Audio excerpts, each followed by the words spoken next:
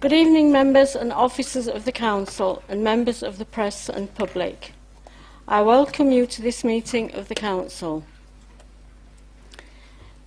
If the fire alarm is activated, please vacate the offices via the stairs, either through the security doors to my right or opposite the lifts in the foyer. Please do not use the lifts. Please assemble in Hawley Square on the Green. Officers will assist you and advise when it is deemed safe to return to the chamber. The proceedings of this meeting will be recorded and subsequently broadcast on the internet.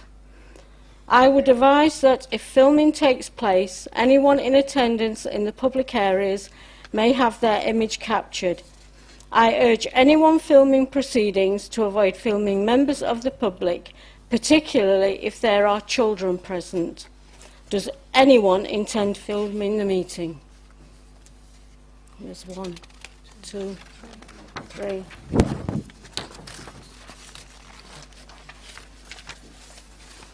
Any member of the public who objects to the possibility of being filmed may wish to take this opportunity to leave the meeting.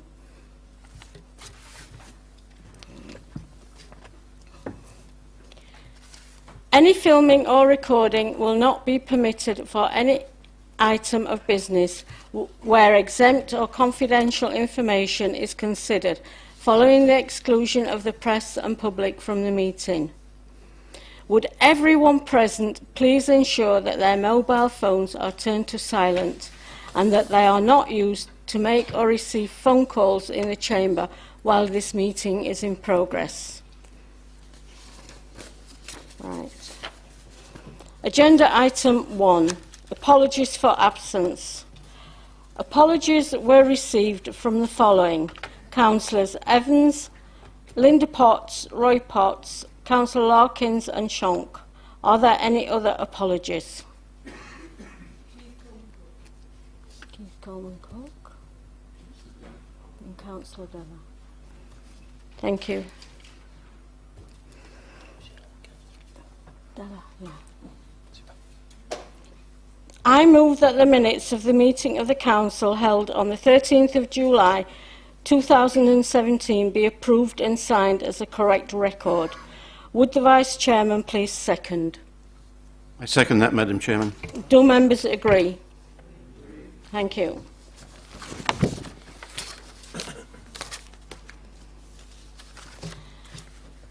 I am sure members would wish to join me in welcoming Councillor Venables to the meeting.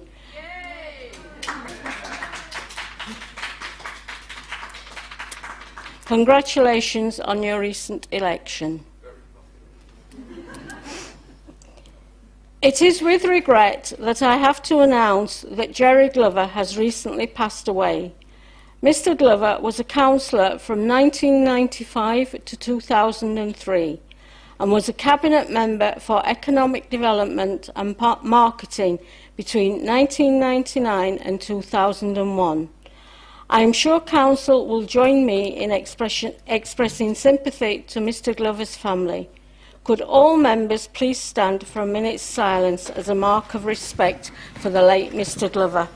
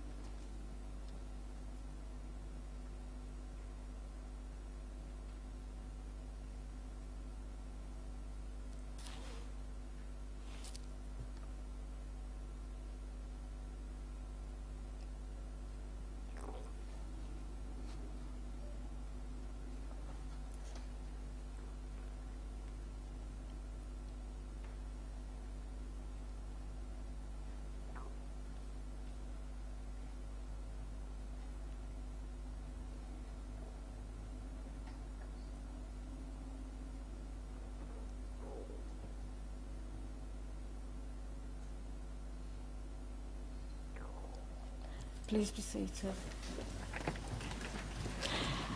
Does any member wish to say a few words?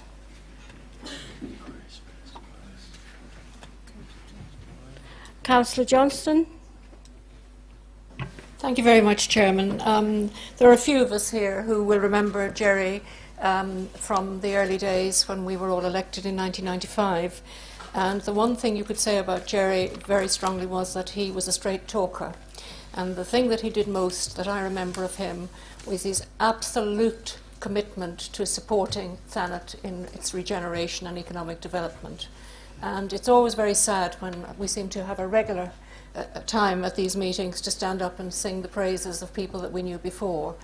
Jerry and I had many a squabble because tourism and marketing actually was my portfolio, and he had economic development and regeneration, and I had to make it very clear that tourism was a major part of regeneration and culture was a driver for it. So we did have those ups and downs at time, but Jerry was my friend.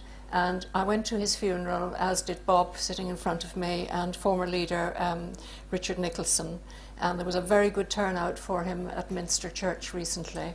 And what we could say for Jerry, he was born in Scotland. He spent some time, he had thought he was going to be a priest at one time and had been to Spain. And when we got Grupo Antolin, thanks to his work and particularly Richard Nicholson's, when we got Grupo Antolin coming, there was somebody there who'd actually been in the seminary with him in Spain, suddenly realised that was a priest who'd actually done the course. Jerry came back, stayed strong in his faith, married Joyce, and she had 4 children, I believe he managed to take on at that time. But for me, many of the things that we achieved were thanks to that team, thanks to that money that we got from Europe and from government here. He was very clear in his thinking. He eventually came round to the way of thinking that tourism was important, which was really important for me. And in later life, he needed our help. And I'd like to say, particularly Bob, because we're not on the same political side in any shape or form, but you were a great help as his ward councillor in supporting me when I was, dare I mention it in front of me, but I was the leader once here, in trying to get him rehoused. And officers here were terrific, Bob Porter in particular, when we needed to help Jerry, who had helped thousands of people actually in his own life, and we then were able to help him. Sad passing for us in the Labour Party, and sad for, I think, the people of Minster. Thank you. Councillor Grove. Yes, thank you, Madam Chairman.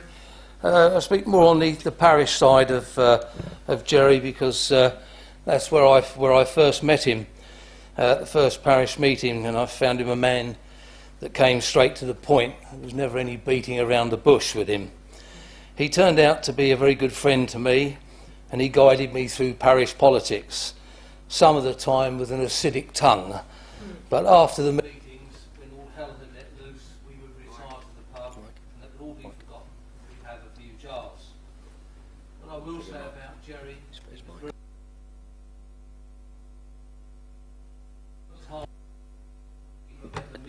Councillor Grove, can you please put your microphone on? Oh, sorry. I thought you could hear me with a voice like this.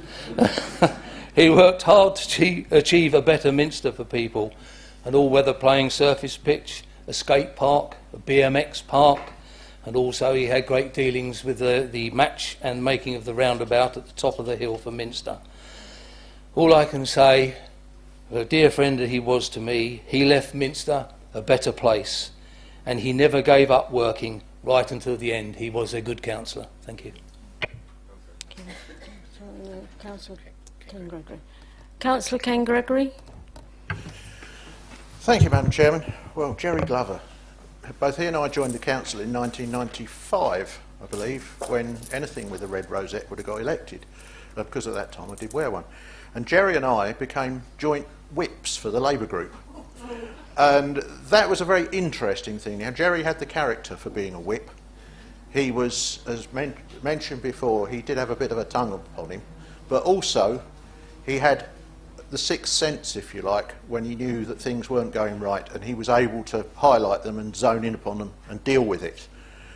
I was on the cabinet with him as planning and transportation, actually. We had many an argument, but we always respected his viewpoint, because he was a tenacious councillor, and if he wanted something, he'd fight to the very end. Even if he didn't get it, he'd still carry on fighting. But I have to say, that's the character it seems you need to be a good councillor, and Jerry represented his constituents brilliantly. He did a cracking job, and I was so sad when he lost his sight following the operation that he had. But he turned up again in Minster as a parish councillor, and with the opening of the Hair of the Dog in Minster, the little pub, he was in his element there, because he could sit at the bar and the red wine would flow quite copiously, and he would get much more verbal as the evenings went on. Always very interesting, but the great fun was, of course, and I'm not mocking his affliction of the time, which was he lost his sight, but if you kept your mouth shut, he couldn't attack you because he didn't know you were there. But Jerry, as I say, I worked closely with for many years, greatest respect for him, and I'm sure many members of our group who worked with him and against him at the time look back on him and think that's the sort of person we need as a councillor, and that was Jerry. Any more? No. Thank you for that. Agenda item number 4, declarations of interest.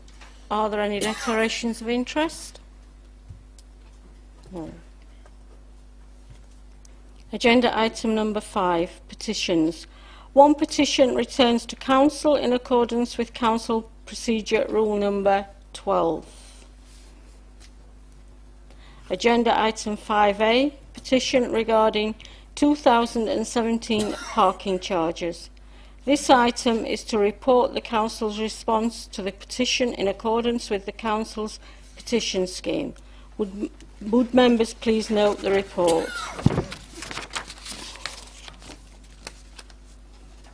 Thank you. Agenda item 6, questions from the press and public. One question has been received from a member of the public in accordance with Council Procedure Rule number 13. Please note that only the questioner and the respondent are permitted to speak on the question, and that if the questioner is not present at this meeting, their question cannot be put but will be replied to in writing. Could the questioner please only state the name of the Cabinet member to whom their question is to be put and read out the exact wording of the question that they submitted to the Council? Agenda item 6A, question 1 from a member of the public regarding the presence of far-right hate groups in Thanet. I am pleased to welcome Ms Crawford to the meeting. Could you please make your way to the top table?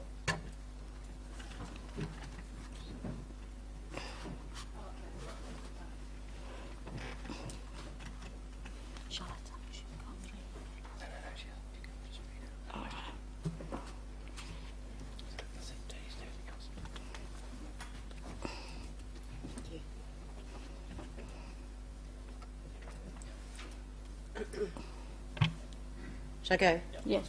All right, thank you. Will this council condemn the presence of far-right hate groups in Thanet? The White Lives Matter march last year in Margate, which enabled people to talk blatantly about eugenics outside the Turner Contemporary, and the planned Britain First rally on the 14th of October, cannot be acceptable in our area. I'm also concerned that TDC hasn't endorsed Amnesty International's declaration on racism. It's just a question.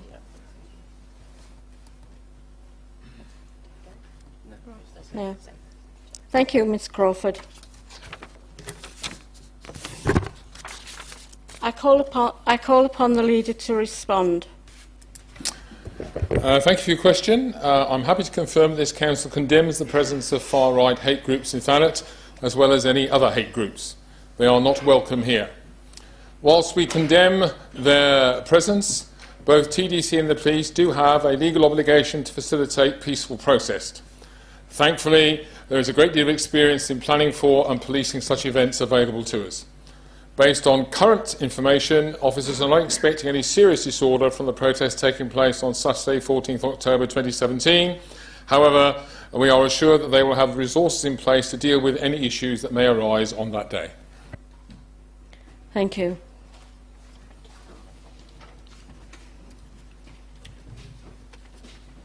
Agenda item 7. Questions from members of the Council. 4 questions have been received from members in accordance with Council Procedure Rule number 14. Question 1 from a member regarding rough sleepers.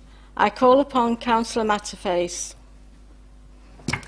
Thank you, Chair. My question is to Councillor Reverend Piper.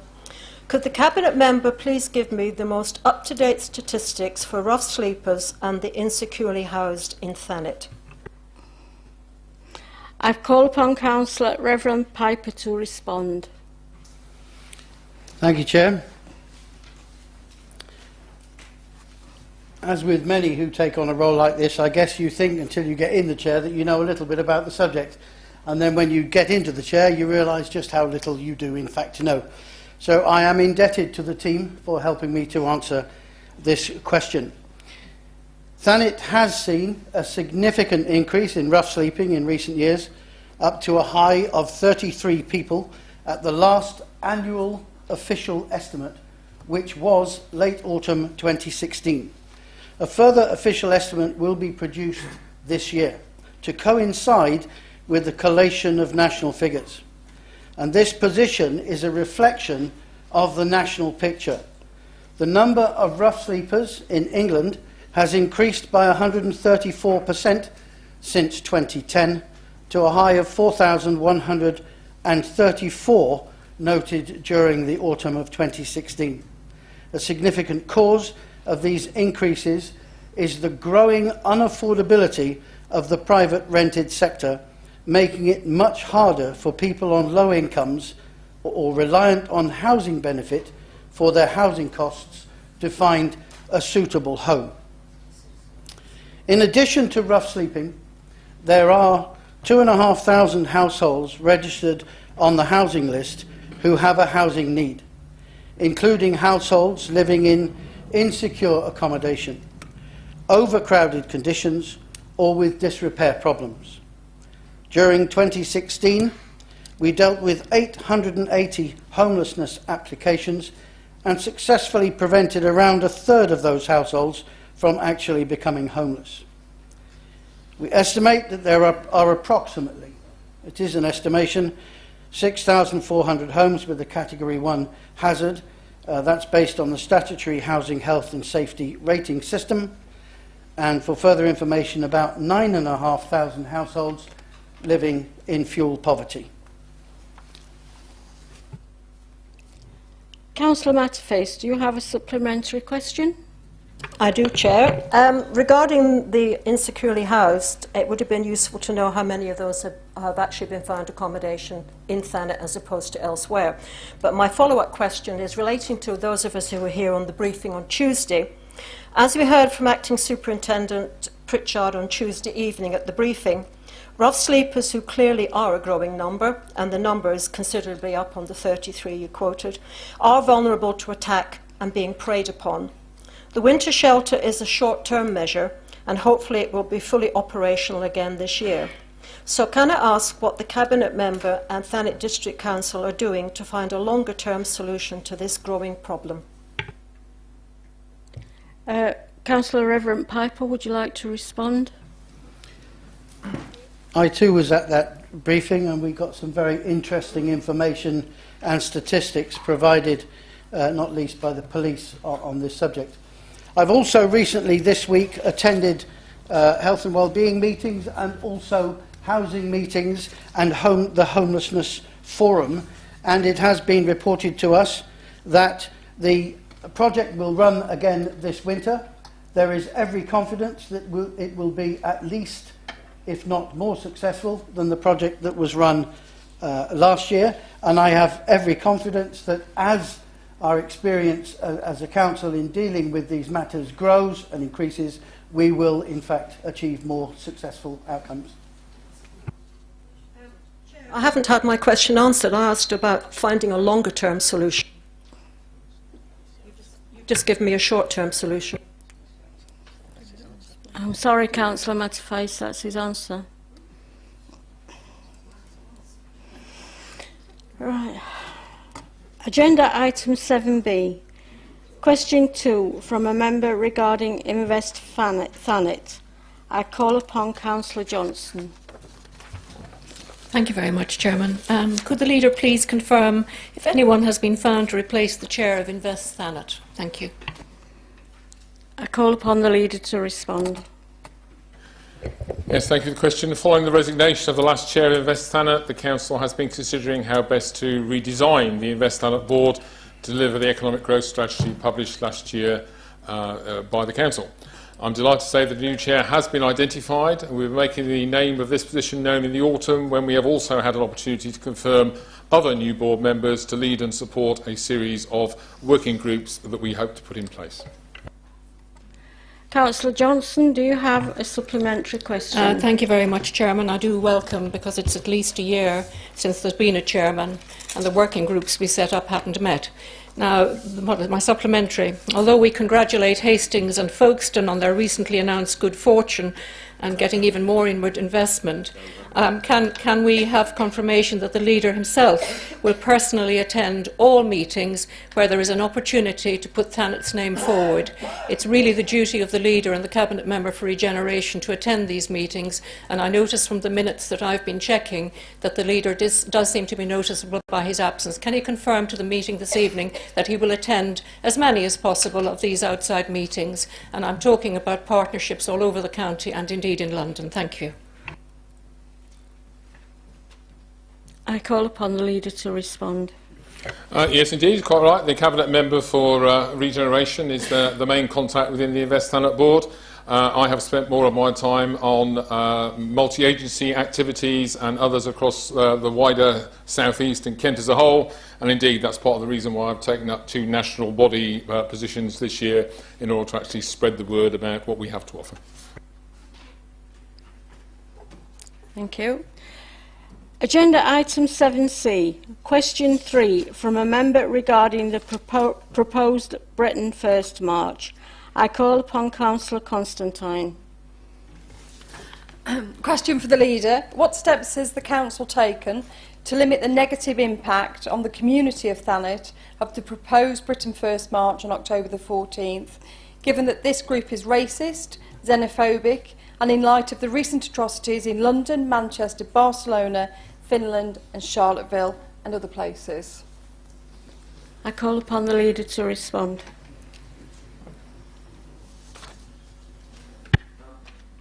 Thank you. Thank you for your question. Some repetition from obviously the earlier question.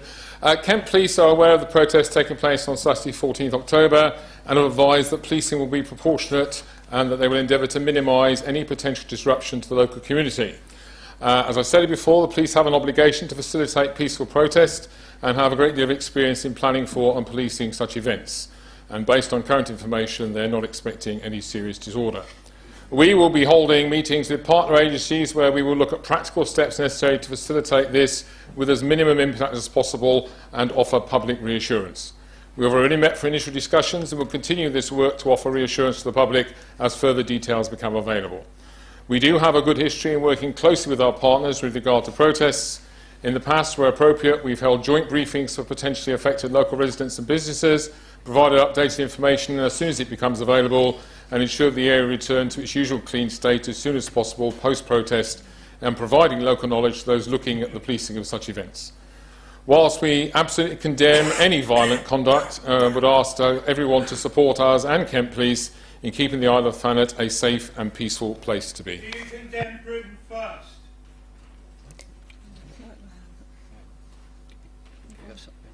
Sorry. Councillor Constantine, do you have a supplementary question? I do have a supplementary question. You'll be aware that the council has a public sector equality duty to foster good relations as a way of tackling prejudice and promoting understanding between different groups of people. A recent report by the charity Hope Not Hate outlines how public attitudes towards Islam have got worse, with 52% of the population saying Islam poses a threat to the West. So my supplementary question is, given this council's public sector equality duty and the rise of fear towards one section of our community, i.e. Muslims, what further steps will the council take to promote and foster good relations? I call upon the leader to respond. This council has, as far as I'm aware, a good track record stretching back not just on this administration but for others in doing its best to foster good relations as and where it can across the island as a whole. I would expect that to continue and not necessarily be blown off course by a specific element of a specific march on a specific day. Thank you. Agenda item 7D. Question 4 from a member regarding the return of ferry services to Ramsgate. Would members please refer to supplementary agenda number 1? I call upon Councillor Bayford. Thank you, Chair. Would the Cabinet Member for Regeneration and Enterprise Services advise as to what progress has been made towards bringing a ferry service back to Ramsgate? I call upon Councillor Stummer-Smertsing to respond. Thank you, Chair, and thank you, Councillor Bayford. The first thing we had to ensure was that the port was ready for any potential ferry operations, including additional dredging, which allowed us to accommodate the GEFCO car importation. To encourage a new operator and to make our position absolutely clear regarding how the port is actually a vital strategic asset in the southeast, we developed and submitted a very comprehensive Southeast Local Enterprise Partnership bid for further investment in terms of a second double-deck berth, an off-site logistics hub, and a potential extension of the port. As part of this process, officers presented a very robust business case to KCC and several government departments, and also Lord Heseltine, the then chair of the Thames Gateway Commission. And whilst our bid was not successful, it did raise the profile of the port significantly. Following the feedback from this exercise, we had to clearly define both the benefits to potential operators of the port and how the services we can provide are different to those especially of Dover. What we can provide is pre-booked, just-in-time service for the accompanied freight market in the first instance, not only because of the close proximity to the major UK motorways and short crossing times, but also because the port is not affected by Operation Stack. For freight companies operating out of Ramsgate, the cost of delays and having their vehicles stuck on the M20 would be a thing of the past. To do this, we appointed a port consultant with over 30 years of experience in high-profile positions within the cross-channel market and a successful track record of developing new business models. The consultant has been working with officers to develop a user guide for the port, which provides in principle a full business solution for a ferry operator to just plug into. And this has been presented to the logistics market, ferry operators, investors, and other cross-channel ports. We are also now part of the recently established Kent Strategic Freight Group, which brings together all the interested parties in what is an international transport corridor vital to the UK's national economy. This includes all the relevant district councils, ports, Eurotunnel, ferry operators, Highways England, Kent Police, local MP, and DCLG. As you will be aware from recent media articles, the team have actively engaged with the whole cross-channel market, both in the UK and Europe, and established positive relationships with all the major players, and the profile of the port has never been greater. The team are seen as highly professional and extremely competent, and there is no doubt that the port is both open and ready for business. Thank you. Councillor Bayford, do you have a supplementary question? I do, Chair, yes. Thank you for that answer. The last ferry left Ramsgate in April 2013, over 4 years ago. And the longer we go without ferry service in there, I think the less confidence people have that one is going to return. So could I ask you to tell the Council, please, what is your plan B? I call upon Councillor Stummy-Smeetsing to respond.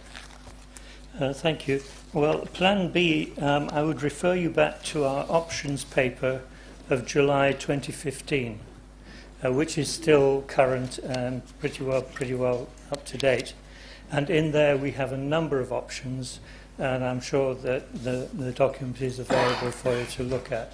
The options include various other freight elements, and we feel that we have adequately covered that point. Thank you. That's your opinion. Thank you. Agenda item number 8, motions on notice. No motions on notice have been received in accordance with Council Procedure Rule 3. Agenda item number 9, the Leader's Report. I call upon the Leader. Thank you, Madam Chairman. It's easy to forget the day-to-day work of our council staff, often working hard behind the scenes to deliver services to our residents every day of the year. As councillors, we tend to focus on failures rather than successes, because it is the failures in service which residents bring to our attention when their frustration boils over. Yet over the recent bank holiday weekend, which saw us receive and welcome more than 120,000 visitors to the island, when many councillors noted the difficulties around parking and the impacts of the flood of tourists with the good weather, our teams were hard at work even if we individually did not see them. We collected, over that weekend, some 95 tonnes of rubbish over the bank holiday from seafront locations alone, i.e. beaches and bins, virtually all swept and emptied by hand between 6 hard-working team members, as there was little chance of mechanical street cleansing being used on the crowded streets. Over the same period of that bank holiday weekend, we issued some 176 fixed penalty notices for parking infringements. And in passing, I will also note that in spite of the gloom merchants' predictions, car parking income between 1st April and 31st August was £92,000 up on the same period last year, and more than 1,120 resident parking permits for the high season car parks have been issued. During August, we inspected some 63 outlets under environmental health legislation, undertook 14 revisits, issuing 9 formal notices, instigating voluntary closures for deep cleans to ensure public health. We issued some 284 littering fixed penalties on the streets in August as well. The task force approach in Cliffville West, one of our hotspots, started work just last Monday, working together with community group ABC, A Better Cliftonville, promoting better understanding of responsible tenant and resident behaviour. We've been invited to present our work to bear down on rogue landlords at both a conference in London in July, and on the back of that presentation I'm participating with officers at the Resi 17 conference in Newport just next week, showcasing the work of seaside towns on housing and regeneration challenges. At the conference in London, I heard a remarkable statistic that sort of lived with me ever since. Nationally, 20% of the population live in privately rented property, and of that group, 17% rely on housing benefit. In the selective licensing area in Cliftonville, the only selective licensing area in the southeast, some 70% of the property is privately rented, and of that, 70% is housing benefit dependent. A staggering statistic in the context of the national average, and it probably explains why we have so many challenges to face. That's one of the areas where we face up to the many issues that clearly and calmly we face. There was cross-party support for the winter shelter programme I referred to during the course of this meeting, where councillors from all parties gave time, energy and effort to make it work. 23 of the 25 regular users of that scheme are now off the streets and housed. That, in one sense, astonishing 92% success rate hides the sheer number of hours and hard work needed to win the confidence of those 23 and change their habits. At the same time this year, we have had the most difficult year for traveller incidents for some years. Some 42 reports of incursions this year. To put that into perspective, some 5 years ago, the numbers of incidents was a mere 5. Now, all of these are harmful. Some are genuine travellers here for a short holiday, victims of our own successful advertising, I suspect, who will visit and move on fairly quickly and often leave a very tidy site behind them. We don't have problems at every encampment, but where we do have groups who create problems and create issues, we have been very unsettled within the community. We do have a robust routine for dealing with this. 24 hours to move on unless there are exceptional welfare circumstances, and after 24 hours we instruct legal services for a written order, and that's usually where the delays begin. How quickly the court process is carried out varies on when the case can be listed for a hearing and when the summons is issued. Sometimes they're issued for the same day, sometimes it's some days away, sometimes it's reheard because of a bank holiday, and so the process can drag on. And if another vehicle arrives on site during this period of time, it becomes a new incursion, and the process and the issuing of paperwork must begin all over again. We continue to win government funds to pursue the housing issues on our island. The first South East Council to win cash from the Migrant Impacts Fund, working with Homes and Communities Agency to deliver social housing, and we continue the policies of previous administrations to bear down on the scandal of empty properties. Empty and derelict properties have an adverse effect on neighbourhoods. They are unsightly and can attract crime and antisocial behaviour such as squatting, arson, graffiti and fly tipping. They may also affect the value of neighbouring properties by creating an impression of neglect and decline within a community. They are certainly a wasted resource in a time of ever-growing housing need. Long-term empty homes are those that have been empty for more than 6 months, because we expect a natural turnover under that timescale of houses are bought and sold. Thanet has more empty homes than any other Kent district, and our action on these matters over some considerable period of time makes us the highest performing council in Kent for bringing empty homes back into use. In 2016-17, TDC brought 126 empty homes back into use through intervention. We work closely in partnership with KCC's No Use Empty initiative to deliver interest-free loans that ensure long-term empty homes are renovated and brought back into use. The renovated homes must be sold or let after renovation. Loans are awarded in units of £25,000 up to a maximum of £175,000 per applicant, and must be repaid within 2 years for loans to sell and 3 years for loans to let. TDC also introduced empty home loans for owner-occupiers in the Margate Central and Clifford West area in 2017. Financed by us and administered through KCC's No Use Empty initiative, these loans are for up to £20,000, are interest-free for up to 10 years. Applicants must live in the renovated home for at least 5 years, and the property must have been empty for more than 6 months. Since 2012, whichever party has led this council, our council's housing intervention programme has been purchasing long-term empty properties in Margate and Ramsgate and converting and renovating them to create new homes for affordable rent, which are then retained by the council and managed on our behalf by East Kent Housing. In May this year, in spite of budget pressures, we increased capacity to undertake more robust empty homes enforcement by appointing a new empty property officer who will focus on the most difficult and complex areas that require bold action to bring about change. Action like has happened with an empty property in Cliftonville, in very poor condition, blighting the neighbourhood. Council served enforcement notice that was ignored. We then took action and renovated the property externally, and when the owners failed to repay the cost of carrying out the works in default, we enforced the sale at auction as mortgagees not in possession to recover the debt. And we now have a new owner who intends to convert the property and create a number of much-needed new homes.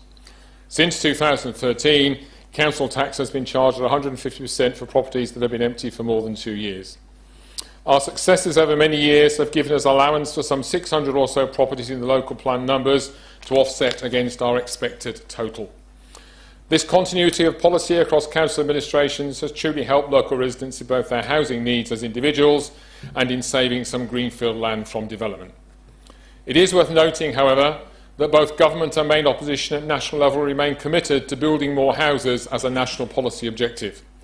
The Chief Planning Inspector has recently indicated that any local plans not filed by 31st March 2018 will then be subject to a new method of calculating housing numbers.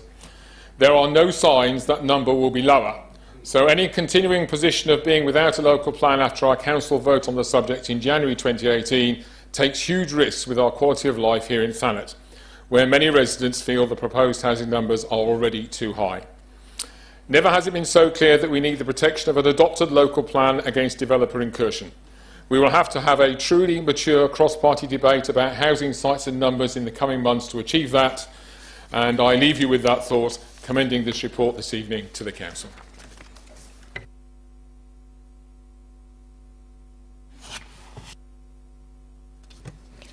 I call upon Councillor Bayford to comment on or ask questions in relation to the Leader's report.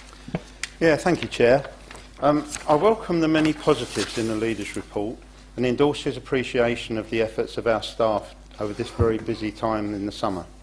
They do a sterling job, but are more often the recipients of brickbats rather than praise. I also welcome the change of tone in tonight's Leader's report, Not only are there no sideswipes at other political parties, there's even a recognition of the good work done by previous administrations. The only negative is that I don't feel I can be rude about him tonight, which is what I normally do. There you go. Whilst it's good to see so many visitors come into Thanet, I am concerned that the concentrated numbers in certain places gives rise to public safety issues. Just as an example, and not because I live there, but it just happens to be a good example, in Kingsgate, Joss and Botany Bays were so crowded over some weekends that people were going in vast numbers onto Kingsgate Bay. There are no toilets on that beach, which gives rise to potential public health issues, and there are no lifeguards. And as there were many people in the water, I see that that's a very real risk. Further, the huge number of cars and the inconsiderate attitude of many of their drivers created a situation where emergency vehicles would have struggled to attend any incidents. These problems were replicated in other places on the island, impacting heavily on the quality of life of some residents. I think the time has probably come for a critical review to see whether any steps can be taken to manage the negative impacts of tourism. Perhaps it could be possible to direct visitors to more appropriate places and to consider deploying our enforcement officers more effectively. Certainly there are many people that feel that the heavy publicising of some of our beauty spots has been too effective, just too good. I'm pleased to hear that our empty property strategies continue to be effective and that the various housing interventions are ongoing. It is disappointing, I agree with the leader, to hear how many of our residents in Cliftonville are in private rented accommodation and drawing housing benefit. With regard to the local plan, you are absolutely right to point out the risks of not having a new local plan in place and the potential consequences of missing the 31st of March deadline. What won't be right, though, leader, is if you use those factors to pressure members into approving a plan in January that they're not entirely happy with. And I think we all know what the elephant in the room is in that one. However, on a much brighter note, I'm surprised that you didn't mention the opening of the new Wetherspoons on Ramsgate Seafront. It's an impressive transformation of a previously sad-looking building, and I'm sure it will be a great success, even though it will bring even more of those pesky visitors. I call upon the leader to respond. I thank you for that. You did say to me a little while ago that if I wasn't political, you wouldn't be, so thank you again for that. I don't think it's the first time I've been criticised for having too effective advertising of what we do, and I think that's so. And I honestly felt that we've probably done enough to publicise Wetherspoons in recent weeks. It seems to have dominated the news and dominated the television interest in the area. Though I was interested, I went down to the interview outside Wetherspoons the day or two before it was opened. Helen Catt, the BBC political reporter, said to me rather sadly that she'd been there an hour, knocked on every door of every pub and club she could find in the area, and not one of them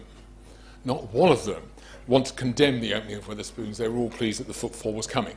And it took a locally based Ramsgate journalist from The Guardian to find one, to quote, which appeared a day or so later. So, yeah, it's great. What's not to like about £4.5 million worth of inward investment into a building that's sat there and has been rotten and derelict for some time and creates 120 to 150 new jobs, depending on how you count them as full-time equivalent.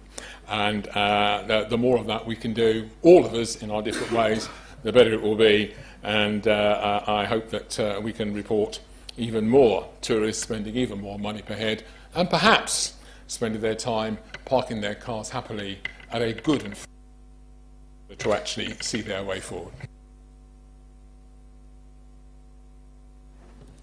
I call upon Councillor Matterface to comment on or ask questions in relation to the leader's report. Thank you, Chair. I'm surprised Councillor Bayford didn't mention the enterprising farmer who decided to open his lower field at £5 a time and undercut TDC's parking charges at Joss Bay, but we'll move on. You mentioned mechanical sweepers. They aren't any use when you've got parked up roads in large parts of Ramsgate.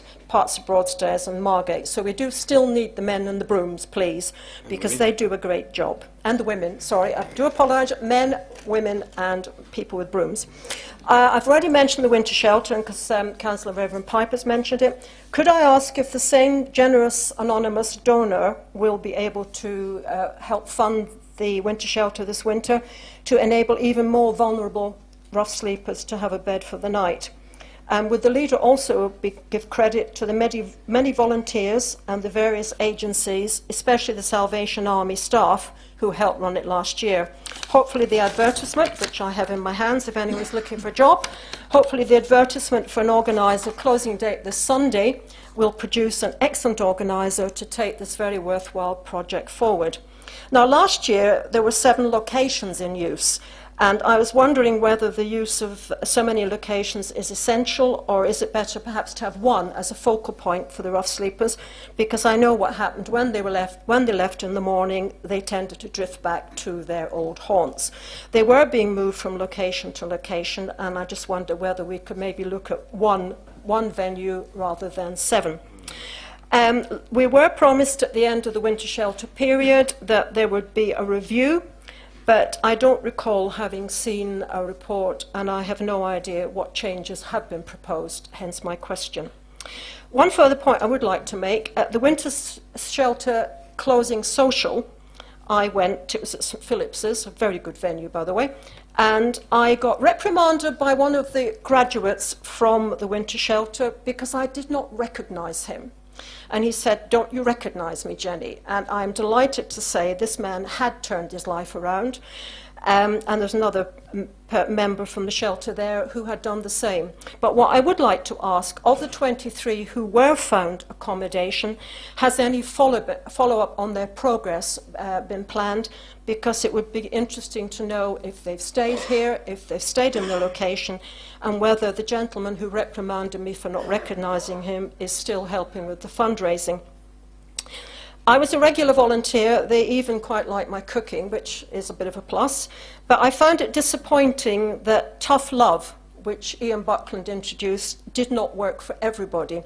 And it was a little bit disheartening when I came on some evenings to St Luke's and Ramsgate to find them hanging around the gates and they weren't allowed in. It was like detention at school, but the other way around in actual fact. So could I ask what plans there might be in the programme this winter to modify the issues that led to some being asked to leave? And can we perhaps expect to see the leader or his cabinet assisting in some of the kitchens? Final point I'd like to ask, you mentioned empty properties. Some of those are owned by TDC, so could you please give me some sort of update on the Fort Hotel? And I was very sad to see that Store 21 is empty, a very large unit down Margate High Street. Perhaps some progress with the empty stores that we own, as well as empty properties owned by possibly absentee landowners, would be quite useful. Thank you. I call upon the leader to respond. Quite a list there. Making up for last time. You got the paperwork this time. You're right. The empty property. The homeless winter shelter scheme. We're looking at all options. Yes, there are pros and cons in having them in different places. There are pros and cons in having them in the same places as opposed to spreading it around, getting the volunteers to work near where they want to be. Well, I could probably make a case either way. I'm not going to try. I'm going to leave that to the conversations that go on with the churches and the volunteers who chiefly want to be involved. I'm happy to mention any particular group or groups of volunteers that helped. I think they came from all over, without any shadow of a doubt. It's very hard to differentiate with people who are in great need, but certainly those who are using drugs or maybe not in the best of mood given their alcohol intake are not necessarily ones that we want to actually have in position and that we are likely to be able to do much to actually help at that stage. So I think there will still continue to be some degree of tough love involved. As far as I'm aware, all 23 of those who went through, and funnily enough, I met one recently who was actually living in Porchlight and was a very different young man to when I last met them, have been offered support and will continue to do so. I understand that the anonymous donor is likely to come forward again this year. We've yet to have the final confirmation of how much. And I believe a report was published. If it didn't reach you, I apologise. We'll make sure it does come to you. I think you'll probably hear something about the Fork Road Hotel in the forthcoming Cabinet meeting when we talk about assets. And I really have no idea on Store 21. I'll have a look and I'll let you know.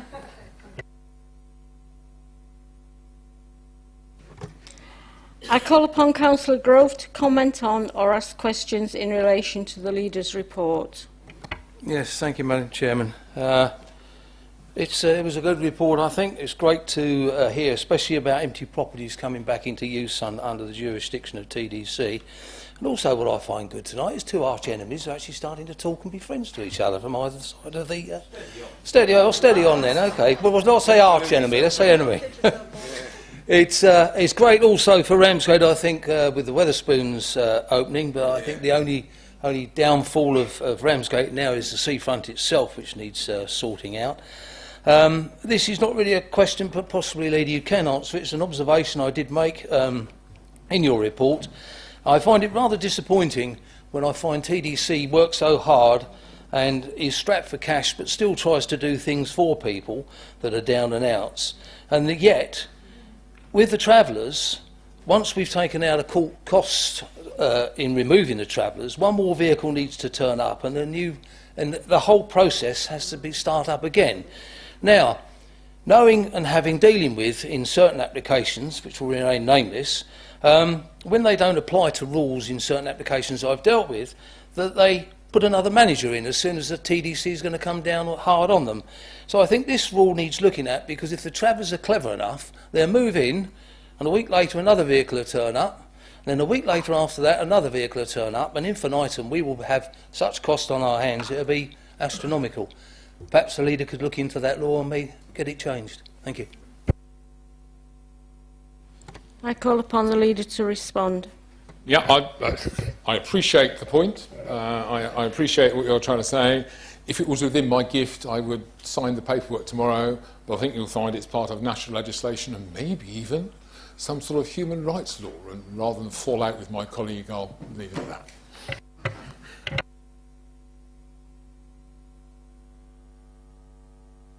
Agenda item number 10. Report of the Chairman of the Overview and Scrutiny Panel. I call upon Councillor David Saunders to present his report. Thank you, Chairman. Members, I would confirm that since we last met on the 13th of July, seems an awful long while ago, both the Overview and Scrutiny Panel and the subcommittee working parties have met on 2 occasions. Of the subcommittees, you will see that the Dreamland Working Party met for the 4th time on the 31st of July, and their conclusions are detailed in 4.3 of this evening's papers. Having concluded the Dreamland exercise and with resource available, a working group consisting of all panel members has been formed to conduct a review of the draft local plan through 3 workshops. Members, you will recall that when the developing draft local plan was considered by Overview and Scrutiny in November 2016, panel members were concerned that insufficient time had been given for them to study the report in depth. Hopefully, by adopting this workshop approach, panel members will be better equipped in terms of time to scrutinise the report and make in-depth recommendations prior to the final submission of such an important and wide-ranging document. And the Leader has already intimated that we're on a time schedule here, and I'm pleased to say that the workshops have been dovetailed into the time schedule so that hopefully panel members will have sufficient time to study the sound bites that we receive rather than the mass of papers we received last time. So we're looking forward to that. That'll be an interesting session, or interesting 3 sessions. Members, I commend the report and I'm happy to answer questions. Thank you.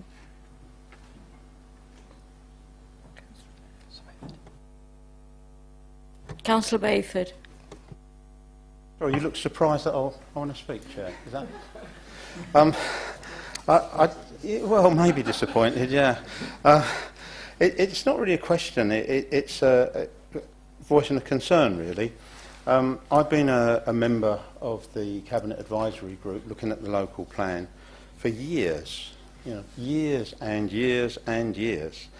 And I'm not sure that some of the nuances of that plan, even now, I'm totally sure of. And certainly the way things have changed and keep changing, to keep abreast and really understand what's in the local plan is quite difficult. It's a massive document, as you're saying, thousands of pages. And, good luck to the members of Overview and Scrutiny in their scrutinising of it. But really, I don't know that you can do proper scrutiny in 4 meetings.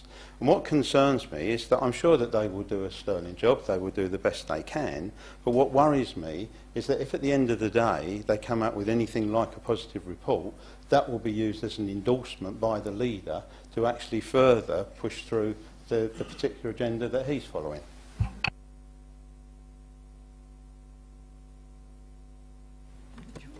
Councillor Saunders, would you care to respond?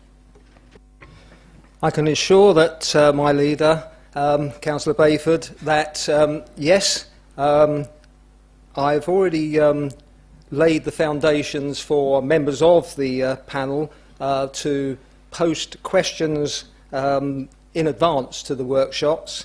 We will be looking at the time schedules. I think the last exercise in 2016 was a learning curve. I certainly learnt to speed read, and it's like reading my daily paper. You tend to know where to look to get the answers that you're looking for, and the areas that are, shall we say, standard and non-contentious. So hopefully we will be able to scrutinise the developing draft local plan in a way that allows us to come back with some meaningful recommendations. Thank you.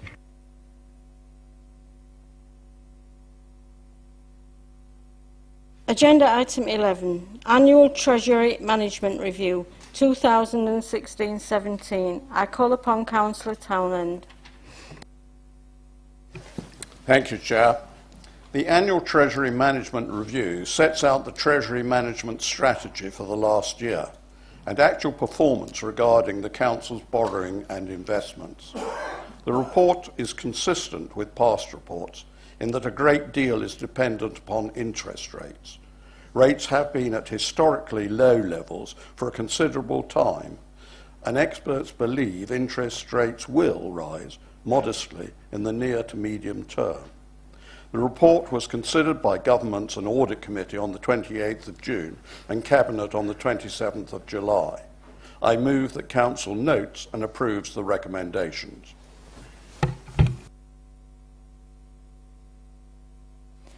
Is there a seconder?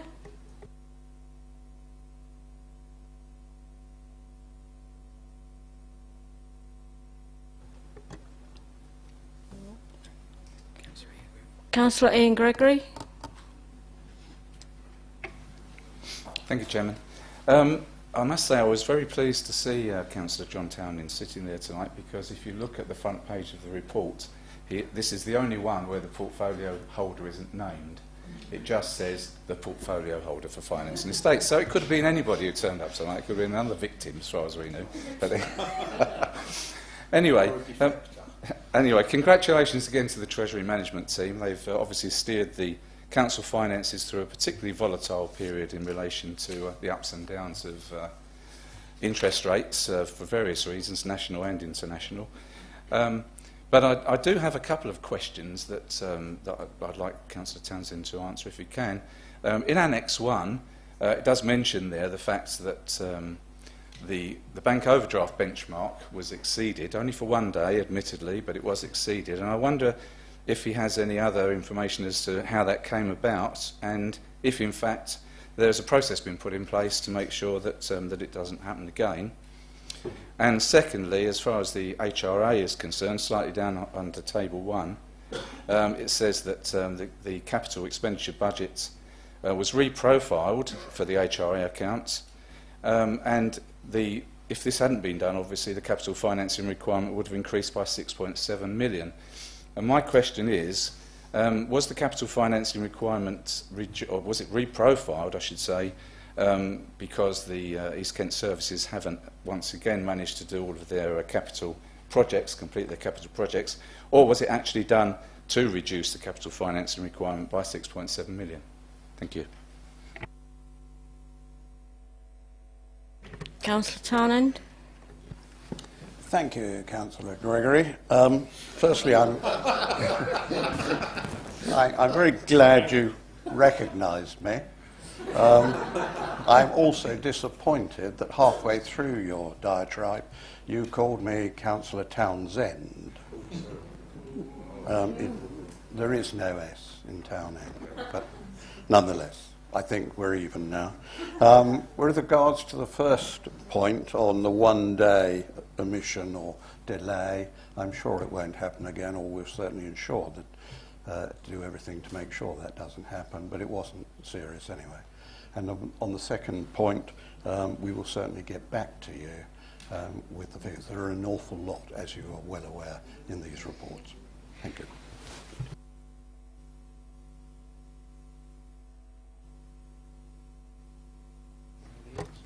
Do members agree?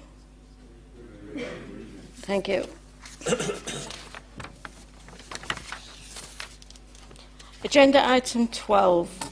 Changes to committees, panels and boards 2017 to 2018.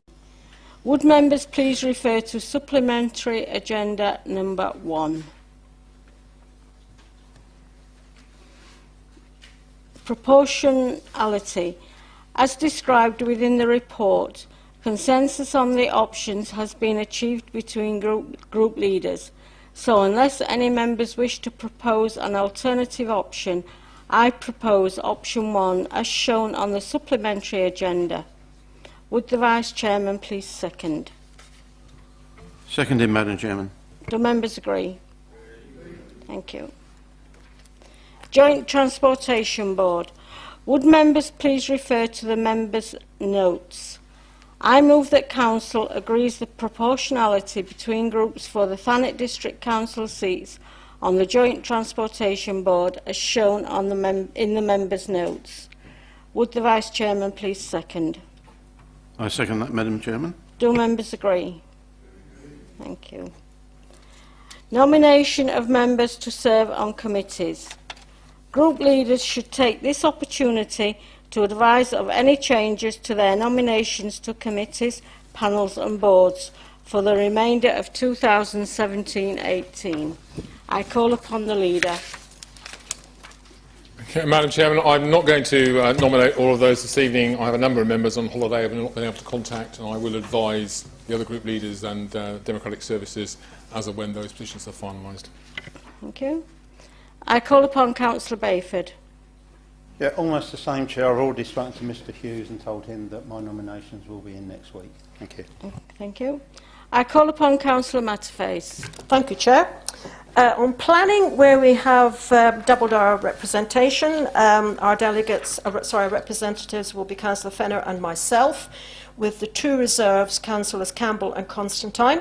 On licensing, I'm delighted that Councillor Johnson is going to join me. No change to overview and scrutiny. And governance audit, Councillor Venables is going on governance and audit. And I'm coming off. And Councillor Campbell is being removed. He's been kicked off. He volunteered. It's okay. He volunteered, yeah. He deserved a break.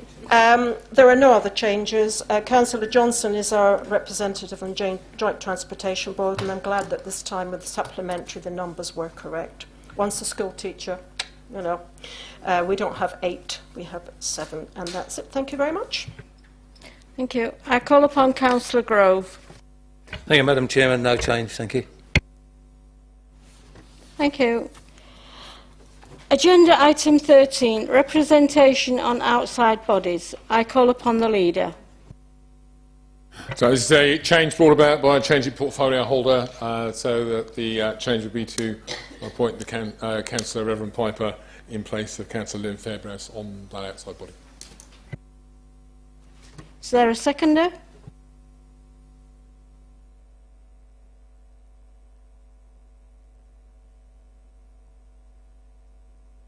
Do members agree? Thank you. And that concludes the business for this meeting of the Council.